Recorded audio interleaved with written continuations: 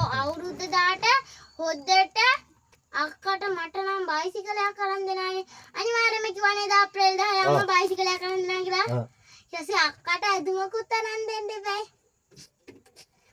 එතකොට මට බයිසිකලේ පිටදහ කියන්නේ ගෙරටින් මම 11ත් බයිසිකලේ පදිනවා 12ත් බයිසිකලේ පදිනවා බයිසිකලේ දැන් පහුවෙලා පදිමු. ඇයි මෙහෙ දැන් උත්සවේනේ. නෑ මම 13 උදේම එනවා මෙහෙ 11යි 12යි බයිසිකලේ පදින දවස් දෙක. හේ. ගෙදර. නැත්තම් බයිසිකලේ අරන් මෙහෙ එන්න බෑනේ. බයිසිකලේ පදින්න හිතේ. කවුද බයිසිකලේ ගෙනද දෙන්නේ? අම්මා කිව්වේ ගෙනාගෙන ගා මෙහෙ බයිසිකලයක් තියෙනවා. ඒක පදින්න බැරි කොට අර ඒක කොහොම පදියිද දන්නේ? මේක තමයි. මෙහෙ බයිසිකලේ පිටිපස්ස රෝද දෙක අනානේ මගේ රෝද දෙකක් තියෙනවා. වැටෙන්න ගියොත් රෝද දෙකෙන් මාව වෙනවා.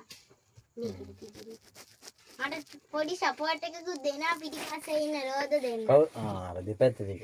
දෙපැත්ත දෙක චූටි සපෝට් එකක් දෙනවා.